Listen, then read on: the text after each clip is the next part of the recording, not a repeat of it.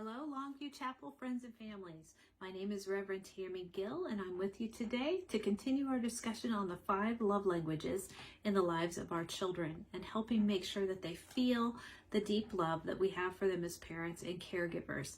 Today we are on love language number 4, which is gifts. And this is one that I want to make sure we understand needs to always be present with another one of the love languages. Often it is misunderstood or misused by folks because we can easily feel like, well, all I have to do is give them, a toy or a video game or something and they'll know I love them. This love language needs to be presented with one of the others, like words of affirmation, quality time, acts of service, and physical touch for it to be effective and not misunderstood by your child or others that you're potentially just buying your child's love. So let's keep that in mind as we think about the ways that we can gift our children things that matter to them, and make sure that it's from your heart and it's something that's meaningful to your child. It's important to notice if this is your child's love language, if it's filling them up with love or not. And one way we can do that is to notice how your children already treat objects or things that they've been given by people that they love. Like, do they have a special place in their room where they keep all of their gifts from grandma or things that you've given them? Do they treasure it, take good care of it, and know where it's at? That's a good sign that this may be your child's love language. Also, if you have a child who is a gift giver, like I think of my son who as a little boy would bring me a bouquet of dandelions and say, "This is for you, Mommy." If you have a child who does that, then you are probably needing to figure out how you can be a gift giver to your child for them to feel your love.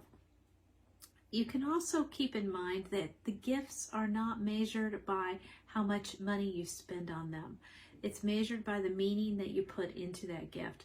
For some children, a meaningful gift would be a picture that you drew with them together, or you gave them that said, "I drew this picture of you. You looked so happy when you were playing outside. I drew this picture of you."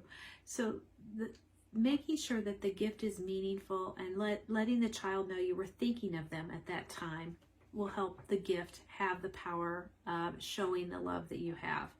A couple of cautions with this would also be that if you notice your child's love language is gift giving, do not use the gifts as a reward or punishment. Some parents take things away in an effort to punish a child, and you should never take away a gift that you've given them as a means of punishment or discipline.